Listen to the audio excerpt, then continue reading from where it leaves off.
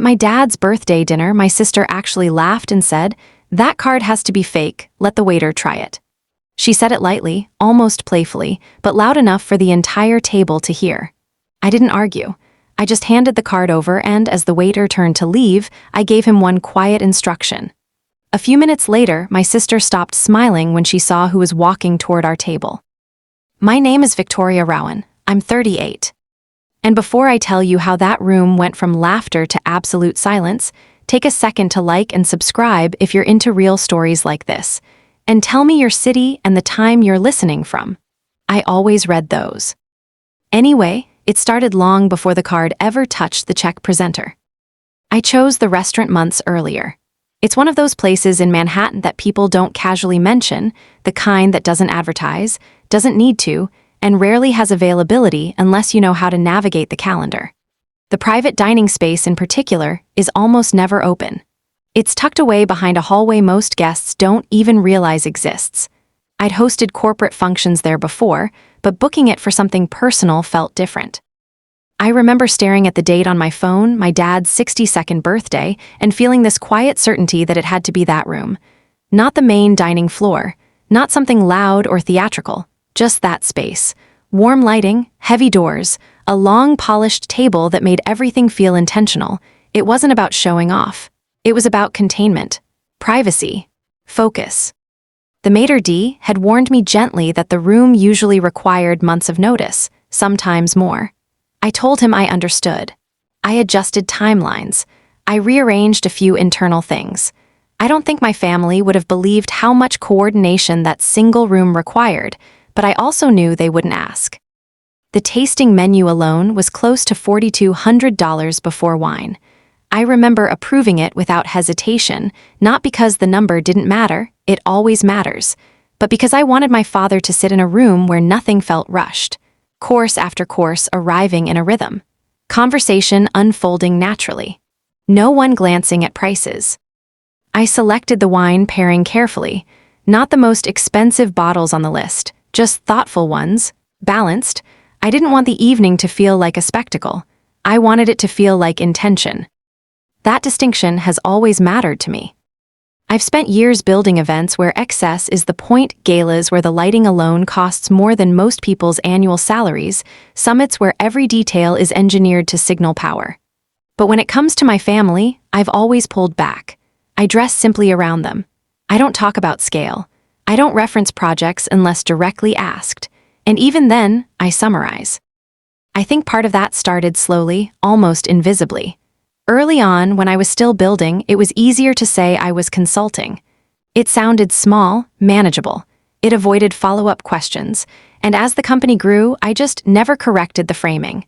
It became comfortable to let them assume I was doing fine, but not exceptional, stable, but not extraordinary. There's safety in being underestimated. I didn't realize how much I relied on that until later. So when I planned that dinner, I genuinely believed it would just be a gift. My father has always valued experiences over things. He doesn't care about brands. He cares about time spent well. I wanted him to walk into that private room and feel considered. I didn't announce that I'd booked something special. I didn't send dramatic invitations. I just told everyone I made a reservation and asked them to trust me. Looking back, I can see how that set the tone. I offered no financial context, no disclaimers, just confidence. And in our family, confidence without visible proof has always been quietly questioned. The day of the dinner, I arrived early. I walked the room once, checked the table settings, confirmed the pacing with the staff. Not because I didn't trust them, but because control calms me. I remember running my hand lightly along the back of one of the chairs, grounding myself in the physicality of it. It was meant to be simple, personal, sealed away from outside noise. I truly believed that once my dad stepped inside, everything else would fade. And for a little while, it did. When my father walked into the private dining room, he stopped just past the doorway. Not in a dramatic way, just a quiet pause.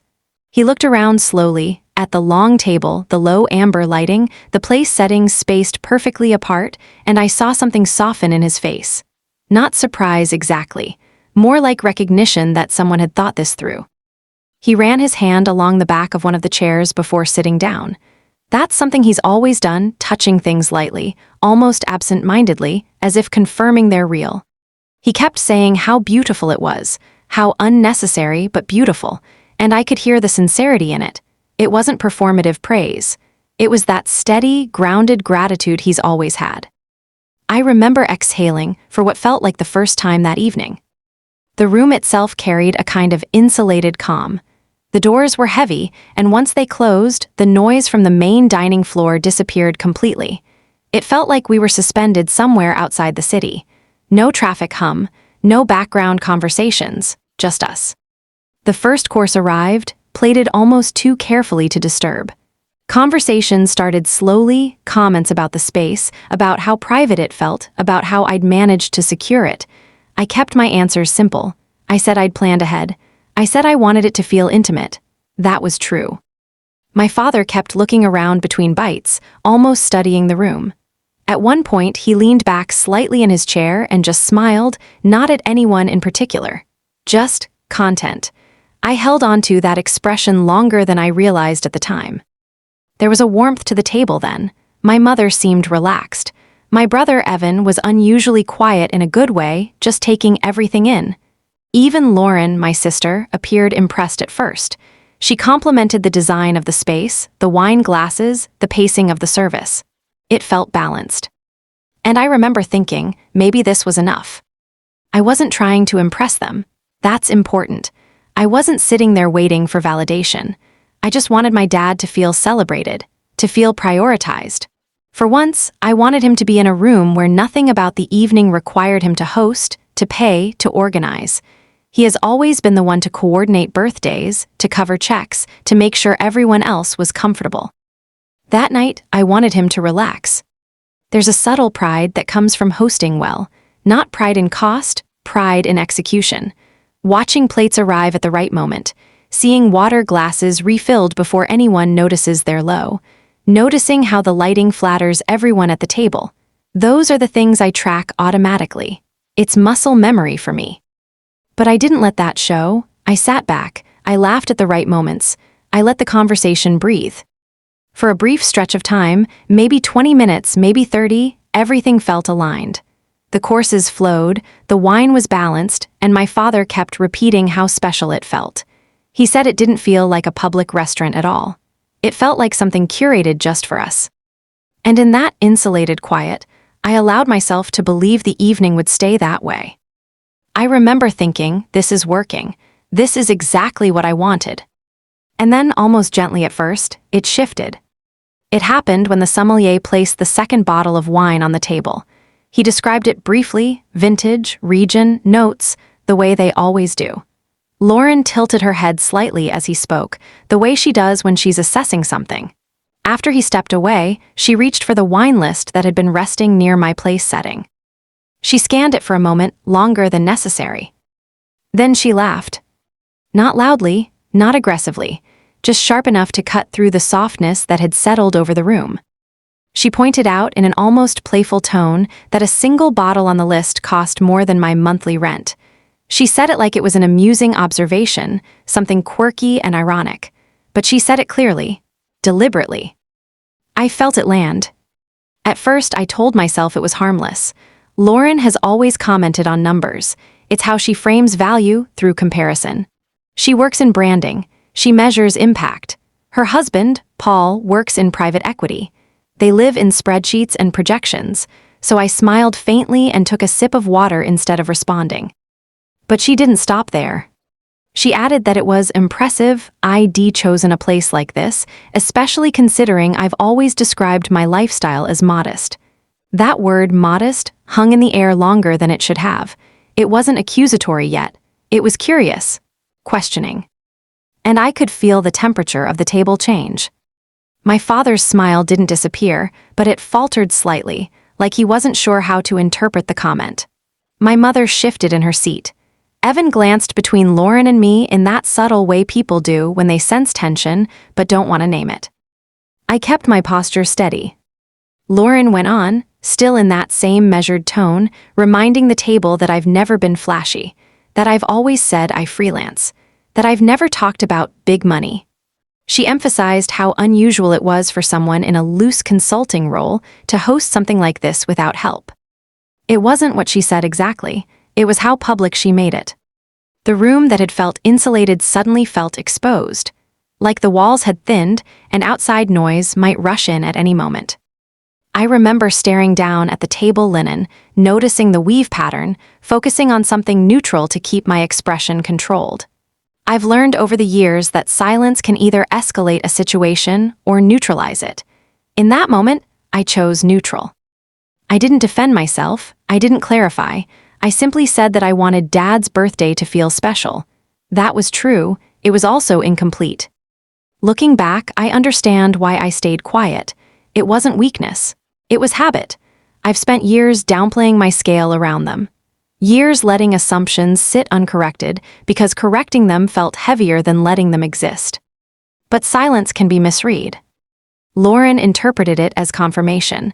I could see it in the slight tightening of her mouth, the shift from playful curiosity to something sharper. Paul leaned back in his chair, watching me more closely now. The evening's rhythm had changed. The courses were still arriving. The lighting was still warm, but the emotional balance had tilted. And I knew, even then, that the conversation was no longer about wine. Paul was the one who formalized it. He leaned forward slightly, forearms resting on the edge of the table, fingers loosely interlocked. His tone wasn't aggressive, it was analytical, curious in a way that felt almost clinical. He asked what I actually earned in a year, not vaguely, not jokingly, directly. There's something about being asked for a number in front of other people that changes the air. It turns dinner into an audit. For a split second, I wondered if he realized how inappropriate it sounded. Then I understood that he probably did and didn't see it as inappropriate at all. In his world, numbers are transparency. Numbers are clarity. Numbers prove stability. Lauren nodded slightly as he spoke, as if this was simply the logical next step in a responsible conversation. She mentioned that if I was covering something like this, it would help everyone relax to know I wasn't stretching myself too thin. That phrasing, relax, suggested they were worried. Protective, even. Evan shifted in his chair and added that freelance work can fluctuate. He said it lightly, but the implication was clear. Income like mine, the income they believed I had, couldn't possibly sustain a night like this without strain. I could feel the pressure building, not in volume but in focus. The questions weren't loud, they were precise, repetitive, each one circling the same underlying suspicion. My father had grown quiet, he wasn't participating anymore. He looked down at his plate more often than he had earlier. My mother attempted to redirect once, making a comment about how delicious the third course was, but it landed flat. The conversation had already narrowed. I remember noticing how small my parents seemed in that moment, not physically, but socially. The celebration had drifted away from them. The spotlight had shifted to me, and not in a way that felt celebratory. It's strange how quickly a table can turn into a tribunal. Paul asked, almost casually, whether I'd maxed out credit cards trying to impress everyone. He framed it as concern, as if he were protecting me from future consequences. Lauren added that there's no shame in needing help, that if I'd needed assistance to book something like this, I could have said so. I listened without interrupting. Inside, I felt something steady and familiar settle into place. The same steadiness I use in negotiations, the same controlled breathing I use before large presentations. It wasn't anger, it was containment. I told them I wanted Dad's birthday to be perfect. That was the only sentence I offered. It wasn't evasive, it was true, but it didn't answer the question they were really asking. And that made them push harder. Evan said there was no way someone in a consulting role like mine could afford a private room here without outside support. He didn't sound cruel, he sounded convinced, like the math simply didn't add up. I remember folding my hands loosely in my lap beneath the table. It was a small grounding gesture, something to keep my posture relaxed. I kept my voice even and suggested we focus on the evening. On Dad. But the room had already tilted. My father cleared his throat once, as if considering stepping in, then didn't. My mother's smile had become fixed, polite, strained. And I realized something quietly unsettling. They weren't just questioning the dinner. They were questioning my credibility. I could feel the expectation building, that I would either confess to overreaching or produce proof. The next course arrived, placed carefully in front of us, steam rising gently from porcelain. The choreography of service remained flawless, but at our table, the celebration had thinned into something sharper. And I knew the questions weren't going to stop. Lauren straightened slightly in her chair, the way she does when she believes she's taking control of a situation. Her tone shifted from observational to instructional. She said she wasn't trying to embarrass me, she just believed in being responsible. That word again. Responsible, as if I had already failed some invisible audit. She explained, calmly, that if I had stretched myself financially to create this evening, it would be better to admit it now rather than deal with consequences later. She framed it as sisterly concern, as protection, but the underlying message was clear. She believed I had overreached. Paul followed her lead. He suggested, in the same steady, analytical tone, that if there was nothing to hide, I could simply pull up my banking app and clear up the confusion. He said it almost casually, as if asking someone to check the weather. Just show the numbers. Then everyone could relax. The words landed heavier than they sounded. There's something deeply exposing about being asked to open your financial life in front of your entire family at your own father's birthday dinner to prove you deserve to be there. It wasn't about transparency. It was about authority, about who at the table had the right to validate whom. The room had grown noticeably quieter. Even the small background sounds, the faint clink of cutlery, the soft movement of service staff outside the door, felt amplified against the silence between us. My mother attempted once more to redirect, her voice softer now, suggesting we didn't need to get into details. But Lauren gently insisted. She said clarity prevents resentment. That ambiguity can damage trust. She spoke as though she were delivering professional advice in a boardroom. Evan nodded again. He wasn't confrontational, but he was aligned. He said it would put everyone at ease to see that I hadn't maxed out cards trying to impress them. I remember looking around the table slowly, taking in each face. My father's gaze had dropped again. His shoulders seemed slightly rounded, almost protective, not of me, but of the situation. My mother's lips were pressed thin, the way they get when she's uncomfortable but unsure how to intervene. And in that moment, I felt profoundly alone. Not attacked, not angry, just isolated. It's a strange feeling to be the host and simultaneously the defendant. I kept my breathing even. I've negotiated contracts worth more than the entire building we were sitting in. I've handled last-minute crises with heads of institutions waiting on solutions. I know how to remain composed under pressure. But this was different. This wasn't business. This was family, and the stakes weren't financial, they were relational. I told them gently that I didn't feel comfortable pulling up my bank account at the table. I kept my tone neutral, almost detached. I said again that I simply wanted Dad's birthday to be perfect. Lauren interpreted that as avoidance. I could see it in the slight narrowing of her eyes. Paul leaned back, studying me more intently now, as though recalibrating his assumptions. The discomfort peaked there, not in raised voices, but in expectation. They were waiting for confession, waiting for proof, waiting for me to either defend myself or collapse under implication. And I chose neither. I sat upright, I lifted my water glass, I let the silence stretch. Inside, I felt something firm settle into place. A decision. If they wanted proof, I would give it, but not in the way they expected. Dessert arrived with the same quiet precision as every other course that night. Small plates, delicate presentation, something layered and intricate that probably took hours to construct. I remember noticing the fine dusting of gold along the edge of one of the desserts and thinking, almost absently, that it matched the lighting in the room. The waiter placed the final plate in front of my father and wished him a happy birthday again. My dad smiled politely, but his energy had dimmed. The earlier warmth had thinned into something cautious. I let everyone take a few bites. I didn't rush it. That's important. I didn't dramatically reach for the bill. I didn't announce anything. I simply waited until the natural pause, the moment when forks begin to slow and conversation quiets, because everyone senses the evening is closing. Then I caught the waiter's eye. My voice was steady when I asked him to close out the bill. There was no flourish when I reached into my bag, no hesitation either.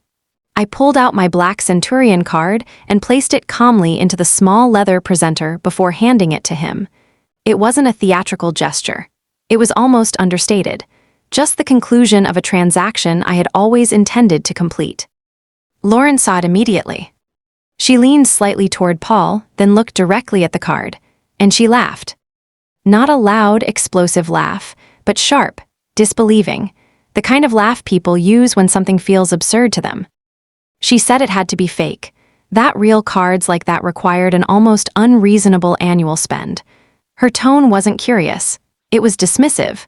She suggested, lightly but clearly, that the waiter should try it and see what happens. Paul followed her lead. He commented that cards like that weren't just handed out, that they required serious financial history. He implied that even attempting to use one, if it wasn't legitimate, would be embarrassing. I didn't respond. I remember feeling a strange stillness settle over me. Not defiance, not anticipation, just calm, the kind of calm that comes when you already know the outcome. The waiter took the presenter without reacting to any of it. His expression didn't change. He simply nodded and stepped away from the table. And that's when the air tightened again. Lauren watched him leave with a kind of contained amusement. Paul leaned back in his chair, arms loosely crossed, as if settling in for confirmation of what he already believed. Evan's eyes moved between them and me, uncertain now. My mother looked down at her plate. My father didn't look at anyone. I folded my hands in my lap again. It's something I do when I want my posture to communicate steadiness. I kept my expression neutral. I didn't check my phone. I didn't fidget. I simply waited. There's a very specific kind of silence that fills a table when people are waiting for validation of a suspicion. It hums. It stretches. It makes even small sounds, the faint clink of a fork against porcelain, feel amplified. I remember noticing how slow the seconds felt. Lauren made a small comment about how awkward it would be if there was an issue. Paul added that sometimes restaurants are polite about declined cards, as if explaining the likely script in advance. They were narrating the outcome they expected. And I let them. I didn't defend the card. I didn't clarify its legitimacy. I didn't offer context. I allowed the moment to build exactly as they envisioned it would. Because I knew what they didn't. The waiter disappeared through the heavy door at the edge of the private room. And we waited. The waiter returned almost silently, the careful rhythm of service unbroken, but the tension at our table had thickened into something palpable. He approached with the leather presenter in hand, expression polite, professional, neutral, the kind of neutrality that, in this moment, only made everything feel heavier. "I'm sorry," he said quietly, setting the bill on the table. There was a problem processing the card. Time seemed to stretch. I could hear Lauren's soft laugh before I even saw her face. It wasn't a small chuckle. It was that deliberate, victorious laugh people make when a suspicion is confirmed. She clapped her hands lightly once, then again, almost like applause at a performance. Paul joined in, slow claps that carried the unmistakable undertone of smug satisfaction. They were relishing it. I could feel my mother's discomfort immediately. She looked mortified, that rigid kind of shame that comes from being caught in an awkward family moment where decorum has completely collapsed. Her hands gripped her napkin so tightly I could see the crease in the fabric. She glanced at my father as if to draw him into intervention, but he didn't look at her. He didn't look at anyone. I could feel his eyes somewhere in the room, though not on me, not on the card, but almost hovering over the table, hesitant, uneasy. His shoulders had tightened. His mouth pressed into a line he sometimes does when he doesn't know what to say. There was pride there still, but it had been buried under shock, under disbelief. I sat back, folding my hands loosely in my lap. I didn't respond. I didn't laugh. I didn't shift uncomfortably. That calm steadiness I rely on in business situations, in high-stakes negotiations and last-minute event crises, settled over me. It wasn't defiance. It wasn't arrogance. It was control. I could feel the air at the table, heavy with anticipation, as if everyone was waiting for me to blush, to apologize, to explain. But I didn't. I let the silence linger just long enough for them to savor the moment they thought they'd won.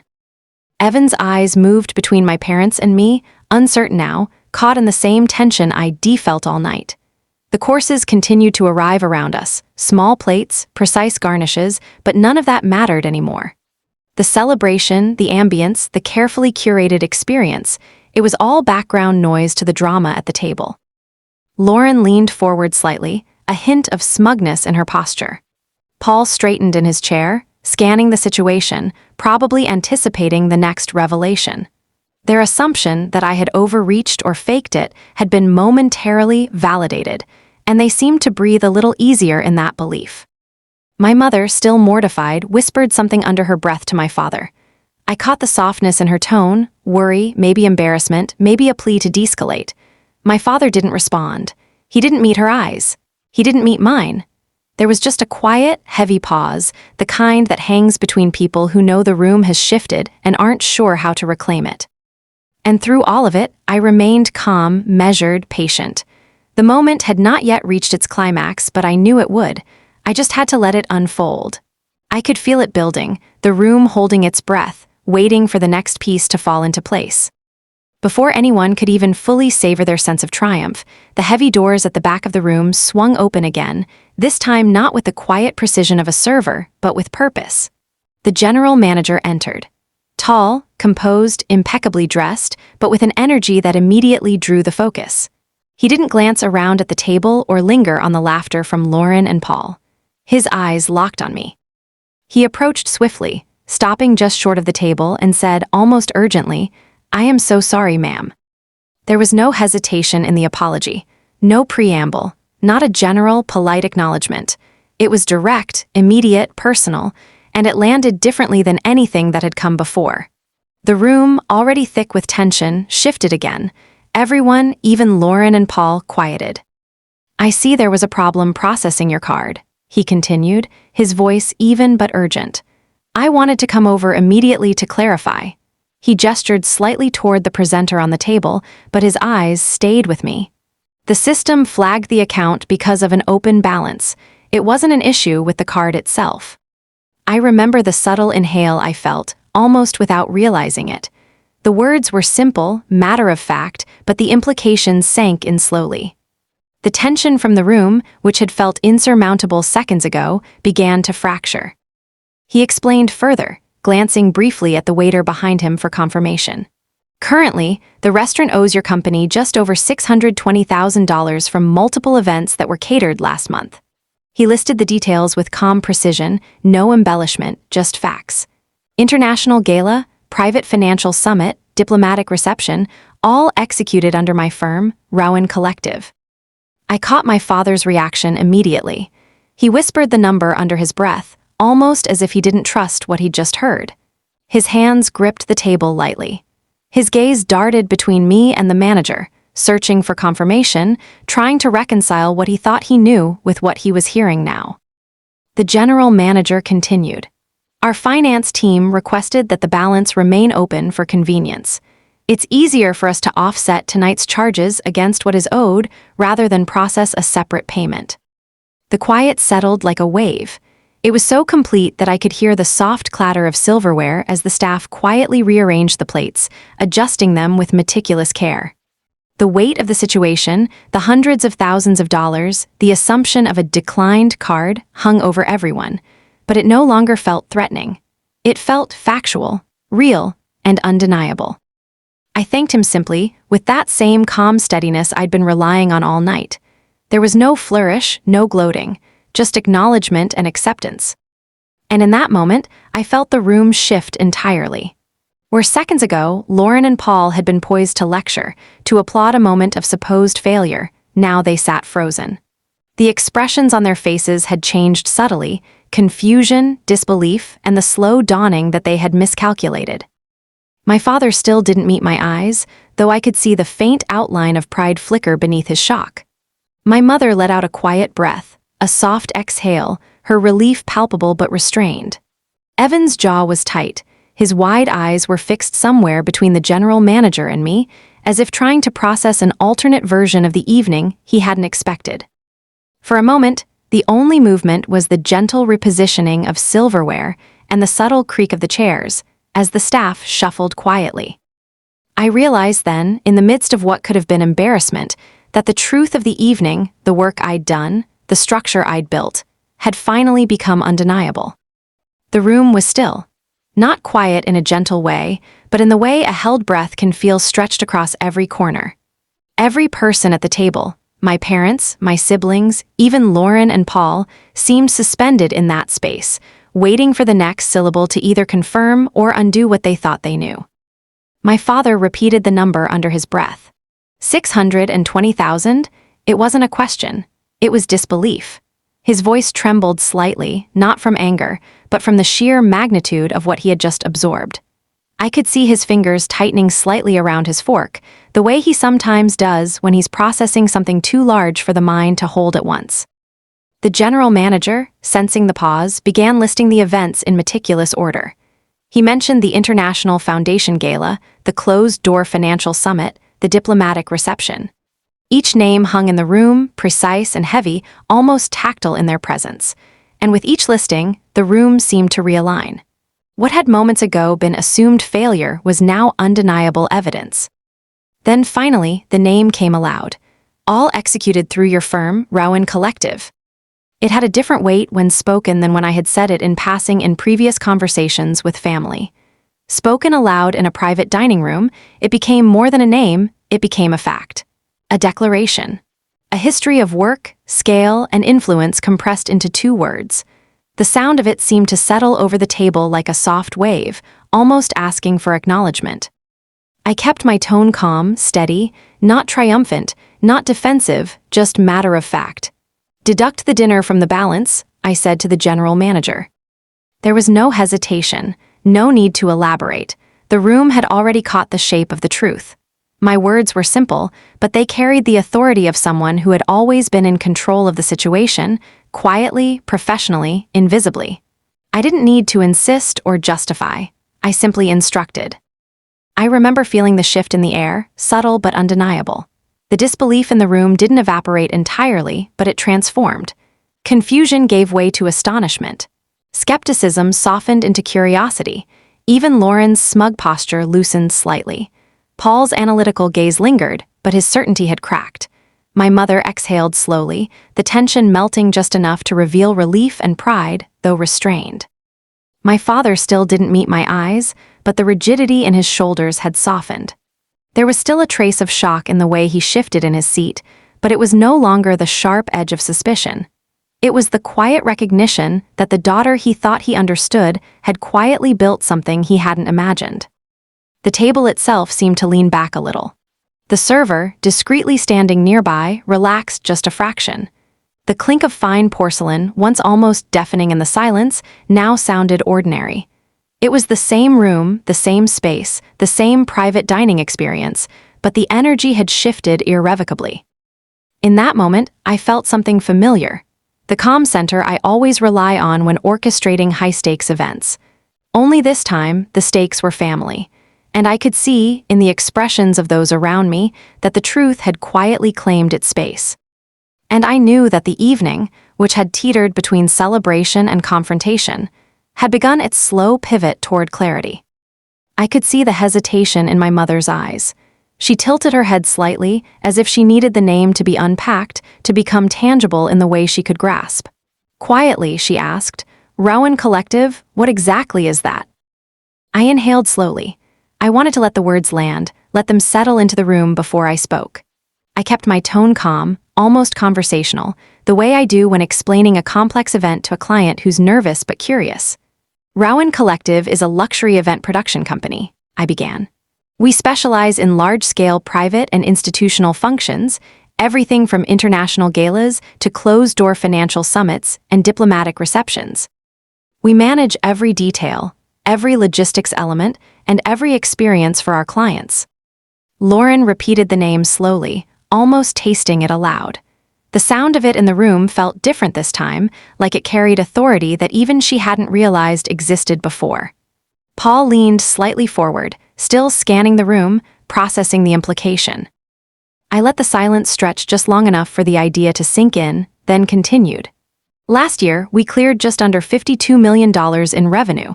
This year, projections are closer to $75 million. I watched as their eyes widened slightly. That subtle intake of breath, that shift in posture, is always a telltale sign, people registering scale, influence, and competence all at once. Evan, who had been quiet up to this point, finally spoke. "So, you're not just a consultant?" he asked, his voice low, tinged with the awe of someone realizing a long-hidden truth. I shook my head gently. "I consult people on how to run flawless events, yes, but it's not just advice.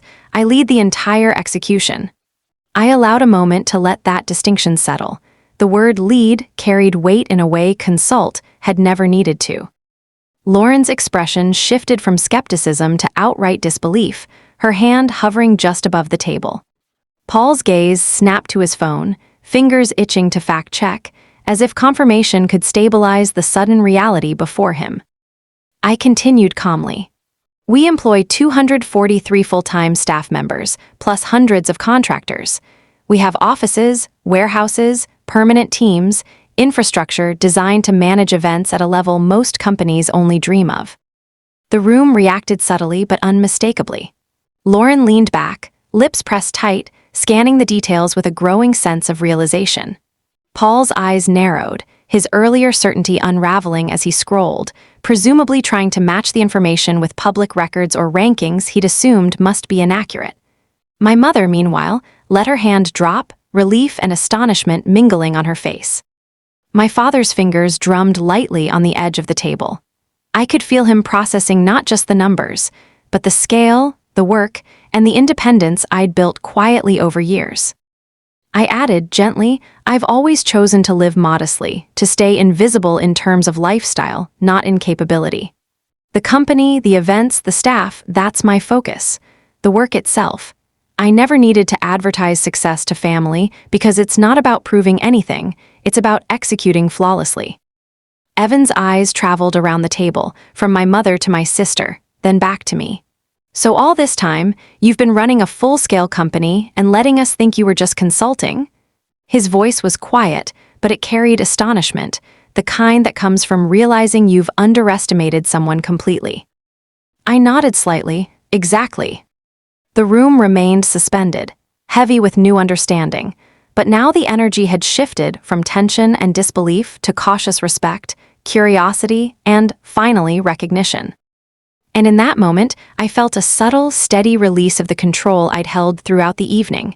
It was no longer about defense. It was about presence, calm, measured, undeniable. Paul's fingers flew over his phone, scrolling rapidly, tapping, searching, muttering under his breath.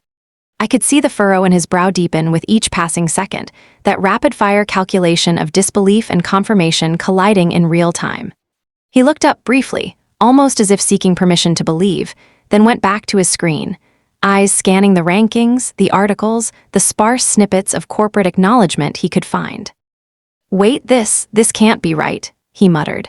His voice carried both awe and panic now, the certainty he had clung to evaporating with every verified fact he uncovered. "Estimated net worth," his sentence trailed off, the numbers too large to fully comprehend. I remained calm, watching. There was no need to intervene yet. I had learned over years of running large-scale events that proof has its own rhythm, its own timing. Let it land in its own way. "Actually," I said softly, correcting him, "closer to $35 million now, not including long-term investments and property holdings." Paul froze mid-scroll, his hand hovering over the screen. The disbelief on his face was unmistakable, that micro-expression of someone realizing they've misjudged every assumption they've made about someone they thought they understood. Lauren's eyes widened, and she started reading aloud from an article she had pulled up, as if speaking the words aloud would help her brain process the enormity of it. "They're behind the mayoral fundraiser last March, the International Charity Gala, the Corporate Leadership Summit," she enumerated, each event rolling off her tongue with increasing hesitation. Her voice faltered when she read the last line, the one that mattered most to her memory of exclusivity and prestige. And and the diplomatic anniversary event, considered the most expensive private function in the city that year. Her hand fell to her lap as she blinked slowly. She was quiet now, the kind of stunned silence that only comes when someone realizes their mental image of reality has been completely upended. Paul looked over, shaking his head as he scrolled past other articles and rankings, trying to reconcile what he had known with what he now had to accept. The room seemed to expand slightly around us, as if everyone collectively needed to take a breath, adjust to the new scale of facts. Evan leaned forward slightly, mouth open, eyes flicking between us and the screen, still processing that our family dynamic had shifted in a single series of events. My mother's fingers clutched her napkin, tighter this time, a mixture of pride, relief, and lingering worry washing over her face. And my father, though still quiet, sat straighter now, shoulders easing, the faintest trace of awe creeping in beneath the shock. I observed it all, the recalibration happening in real time, and allowed the quiet to stretch. The earlier tension, the whispered accusations, the mockery over the card, it was all dissipating now in the wake of verified fact. Facts that spoke to years of work, careful execution, and deliberate invisibility. Lauren's voice softened finally, almost to herself. I had no idea. She wasn't laughing anymore. There was no sarcasm, no judgment, only the raw recognition that she had misread the entire trajectory of my life. Paul's eyes remained glued to the screen, but the tone had changed. He was no longer challenging, only absorbing. In that moment, I realized the power of quiet consistency, of letting truth reveal itself without agitation. The room was no longer tense or defensive. It was watching, listening, recalibrating. And in that recalibration, I could sense the first flickers of respect, understanding, and a subtle awe that hadn't existed before tonight. The silence that followed the verification felt different from the earlier silence. It wasn't sharp or accusatory anymore. It was reflective. The kind that comes when a narrative collapses and everyone is forced to rebuild it from scratch. My mother was the first to ask the question that had been hovering in the air, not suspicious, not critical, just genuinely uncertain. Why hadn't I said anything? I folded my hands lightly on the table, the linen cool beneath my palms. I had rehearsed this answer many times in my own mind over the years, usually late at night in hotel rooms after 14-hour production days. But saying it aloud to family felt more delicate than presenting quarterly projections to investors. I live modestly because I want to, I said, keeping my tone even. The work is already loud. I don't need my life to be. That had always been true. After orchestrating events where chandeliers were installed temporarily into glass atriums and orchestras flown in from 3 countries for a single evening, excess lost its novelty. When you spend your days managing million-dollar budgets down to the last floral stem, the appeal of showcasing personal wealth becomes unnecessary. I thought about the apartment I still kept, understated, efficient, comfortable, but not extravagant. The car I drove, reliable, not flashy. The wardrobe I repeated without hesitation. I had chosen invisibility carefully, intentionally, not as a disguise, as insulation. I work most hours people don't see, I continued quietly. Early mornings with overseas vendors, midnight calls across time zones, site visits that last until security locks the doors behind us. My voice didn't waver. I wasn't complaining, just stating reality. There were seasons where I slept in office lounges, months where every conversation I had was logistical, years where growth required reinvesting nearly everything back into the company, infrastructure, payroll, warehousing, insurance, legal, expansion. Visibility would have required explanation. Explanation would have invited scrutiny. Scrutiny would have changed the temperature of this table long before tonight. And that was the part I had always avoided. I didn't want money to shift how we sit together, I said, glancing briefly around the table. I didn't want it to become leverage or comparison. I watched the words land. No one interrupted. I had seen what sudden wealth did in other families, subtle hierarchy changes, unspoken expectations, requests framed as casual suggestions. I never wanted my success to become a bargaining chip in ordinary moments. Birthdays, holidays, small disagreements. I wanted to remain simply present. A daughter, a sister, not a resource. There was also pride in building, without visible advantage. I built the company without family capital, I added. No loans from relatives, no introductions used as currency, no safety net beyond what I earned. That part mattered to me, deeply, every contract negotiated, every risk absorbed, every expansion calculated carefully, sometimes painfully. The early years weren't glamorous. They were spreadsheets at kitchen tables, cold outreach emails, rejections stacked quietly in folders. I remember one particular winter when a single canceled contract nearly wiped out 3 months of payroll reserves. I didn't tell anyone. I adjusted. I learned. I tightened operations, and we grew. Invisibility gave me room to fail privately.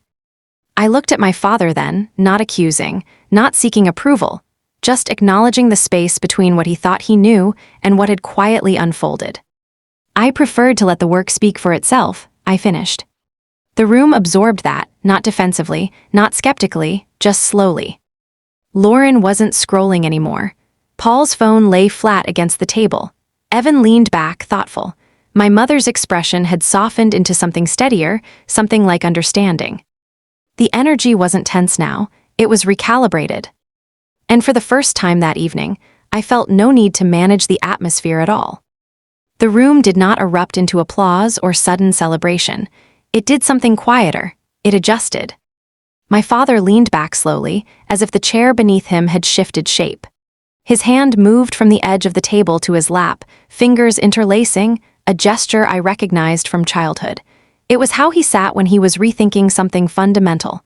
My mother's gaze lingered on me longer than before, not searching for contradiction now, but studying. Processing. I have seen people process large numbers before: donors reviewing pledges, investors reviewing proposals. There is always that brief lag between hearing and accepting. My parents were in that lag, not resisting, just recalculating the daughter they thought they understood. Lauren was the first to break the stillness. She didn't laugh this time, didn't smirk. Her shoulders had lowered and her posture had softened in a way I hadn't seen all evening. She admitted carefully that she had misjudged me, not dramatically, not theatrically, just plainly. The edge that had colored her earlier tone was gone. What replaced it was something closer to humility. Paul nodded in quiet agreement.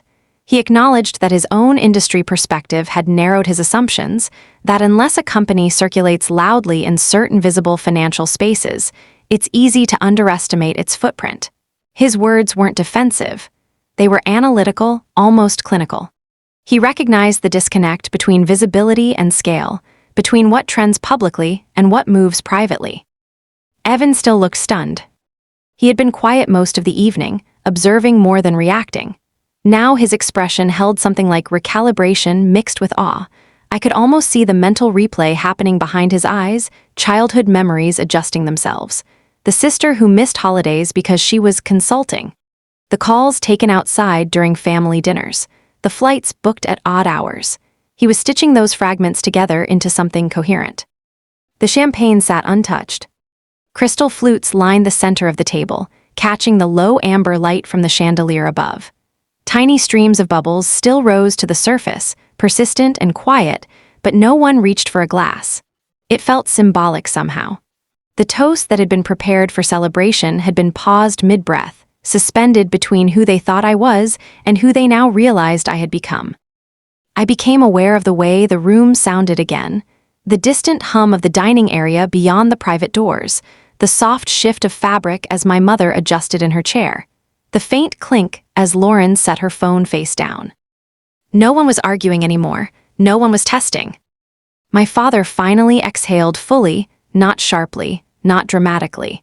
Just a long breath that seemed to release whatever tension he had been holding since the card was presented. He looked at me differently now.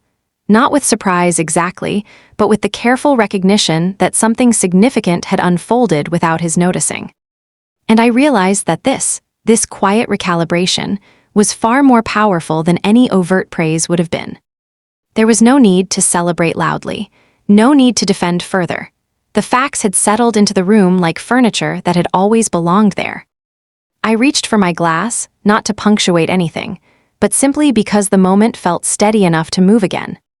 The bubbles continued rising, undisturbed. I let the quiet breathe a moment longer before shifting the direction of the evening. Almost casually, I mentioned that I had already reserved a venue for my parents' upcoming anniversary. Not a restaurant booking, a full production, private estate, curated guest list, live orchestra scaled to their favorite era, archival photos restored and displayed in a gallery installation. I had secured the date months ago, holding it quietly the way I hold all important details until execution is certain. I didn't present it like a grand reveal. I described it the way I would outline any event timeline, calmly, structurally, thoughtfully. The floral concept inspired by my mother's wedding bouquet. The menu reconstructed from the meal they served at their reception decades ago. The guest transportation coordinated so no one would worry about logistics, every detail accounted for. My mother's composure dissolved first. It wasn't dramatic. It was subtle at the beginning, a hand rising to her mouth, her shoulders folding inward slightly as the meaning settled. Then her eyes filled. She tried to blink it away, but the tears came anyway. Not because of the scale, not because of the expense, but because she understood what it meant. I had been paying attention all along. My father cleared his throat and reached for his glass at last. The champagne, which had sat untouched like a paused moment, was finally lifted. He stood, not with the commanding posture he uses in professional settings, but with something quieter, personal. His words were measured. He spoke about resilience, about pride, about realizing that sometimes the people closest to you are carrying more than you see. He did not overstate it, he did not dramatize, but his voice held weight. When he finished, the attention shifted naturally toward me. I could feel it, that subtle expectation that I would receive the toast, hold it, define it. Instead, I redirected it. I thanked them but gently turned the focus back to family, to longevity, to the fact that whatever I had built was possible because of the foundation they laid: work ethic, discipline, persistence. I kept it brief, grounded. I did not let the moment become about individual achievement. I let it remain collective. We finally drank. The champagne tasted lighter than I expected. Dinner resumed, but the tone had permanently changed. Conversations were softer now, curious instead of probing. Lauren asked questions without edge. Paul listened more than he spoke. Evan kept shaking his head in quiet disbelief, occasionally laughing under his breath as if still recalibrating the scale of everything. When we stood to leave, the private dining room no longer felt like a stage. It felt like a room that had witnessed something necessary. In the hallway, on the slow walk toward the exit, the questions came more freely. How long had this been growing? When did it start scaling? What markets were expanding next? They weren't interrogations. They were invitations into a reality they hadn't known how to access before. Outside, the night air was cool. I remember pausing for just a second before stepping toward my car, not because I needed validation that had already settled, but because the truth felt different now. Not heavier, not louder, just real in a shared way. For years, my success had existed in compartments.